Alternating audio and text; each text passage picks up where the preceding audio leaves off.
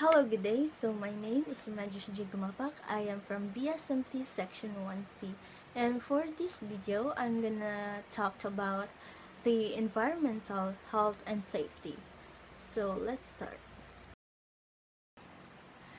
Introduction. So the environment can directly and indirectly impact on our health and well-being. Environmental health examines the interaction between the environment and our health. According to World Health Organization, the environmental burden of disease quantifies the amount of disease caused by environmental risk. So in 2016, as much as 24% of all deaths worldwide were attributable to the environment. So the realization of how much disease and ill health can be attributed to modifiable environmental risk can also contribute to identifying opportunities for prevention and should add impetus for global efforts to encourage sound preventive measures through available policies, strategies, interventions, technologies, and knowledge. So next is the definition of environment. So before we talk about these three categories, let's talk about for what is meant by environment. So environment is an ambiguous term.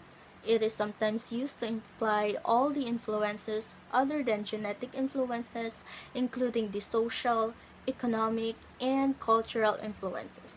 We will define the environment as physical environment. So these are the unaltered, which is the natural, and the altered environment, and the built environment. So the first is the unaltered environment. So even before the humans had the ability to significantly alter the environment, the physical environment had an effect on human well-being. So these are the natural events like floods, earthquakes, and volcanoes. So in an altered environment, also the daily exposures to communicable disease in water and food have always been part of it too. So the next thing is the altered environment.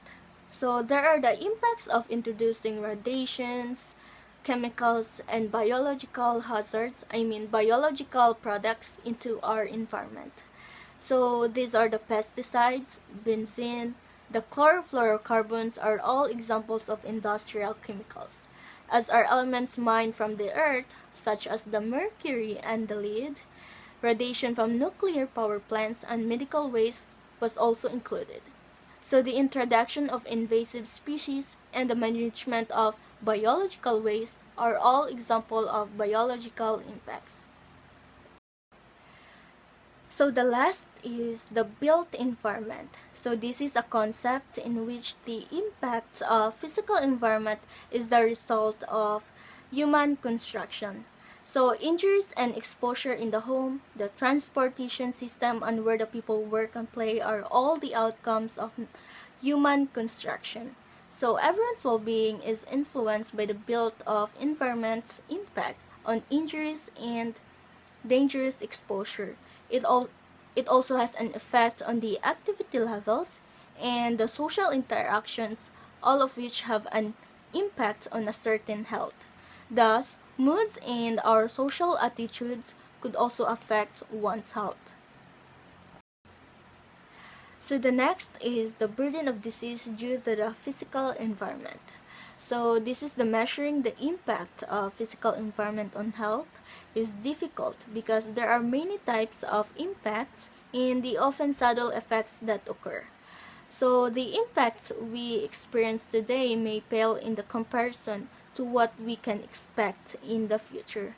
Nonetheless, it is useful to appreciate the current estimates of the magnitude of the direct and indirect burden. So in risk assessment of physical environment, there are two types of assessment, the public health assessment and the ecological risk assessment. So risk assessment is distinguished from what is called a public health assessment. So what is a public health assessment? A public health assessment goes beyond a risk assessment by including data on actual exposure in a community. So risk assessments and public health assessments both focus exclusively on the health impacts on human beings. On the other hand, the ecological risk assessment is the environmental health that cannot be viewed solely on the basis of current impacts on human health. The impacts of environmental contamination or pollution on plants and animals and the ecosystem in which they exist often have important long-term consequences. So the next is the intentional and the unintentional injuries. And as we all know, injuries can happen all the time, anywhere and anytime. So injuries can occur in a wide array of settings and circumstances, including actions at work, home, and where we play. It can affect everyone, regardless of age, income, race, or ethnicity. And injuries can be categorized into two, intentional and the unintentional. So what is intentional injuries?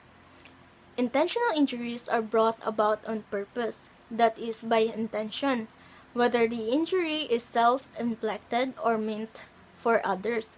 It can impact entire populations, such as bioterrorist actions that lead to fear and fatalities among a population, or can directly impact individuals, such as with suicide. So, in unintentional injuries, are harms that occur not on purpose or simply not by intention purposes. Unintentional injuries encompass injuries sustained in motor vehicle collisions, drownings, falls, fires, unintentional poisonings, and many other incidents. In safety, in the context of public health, safety is approached like many other public health issues. The problem is described, the risk and protective factors are identified, the interventions and strategies are developed, implemented, evaluated, and disseminated.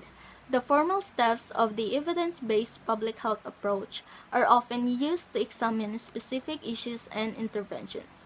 One of the most visible public health tools used to keep population safe is outbreak investigations. These investigations conjure images of public health professionals serving as disease detectives, tracking and responding to outbreaks of acute disease, and these investigations are often viewed as quintessential public health. Realizations and learnings of the entire course, MT104 CPH. I have learned a lot. I also realized a lot.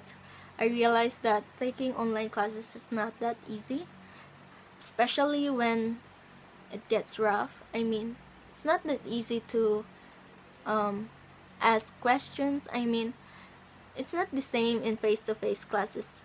It's because in face-to-face classes, I socialize, I interact with my friends, classmates, and other people, and it just makes me alive. And I know that these online classes needs understanding, it it needs courage, and it takes time. But one thing's for sure, health is the most complex aspect in our life. That's the first thing I learned in this course.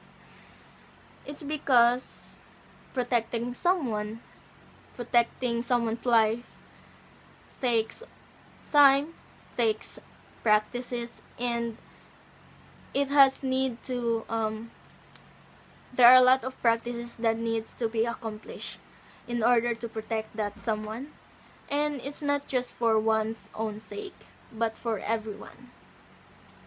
And for me, the key in mitigating all the risk, all the variables, all the factors that may lead to someone's tragedy is to generalize the idea of health consciousness or health awareness, and also be conscious to your own body. I also learned that knowing about community and public health that somehow strengthen me and makes me work a lot harder and improve my willingness to support other people, especially those who are suffering from health problems. And this is the course, and it's the purpose. I mean, the purpose of studying this course is to help someone who are in need, especially in their health issues. And my final quote to this PowerPoint is about the Arabian proverb: "He who has health has hope, and he who has hope is everything, has everything." It's because when you have hope, you can achieve everything. And when you achieve that everything, you need health. And yeah,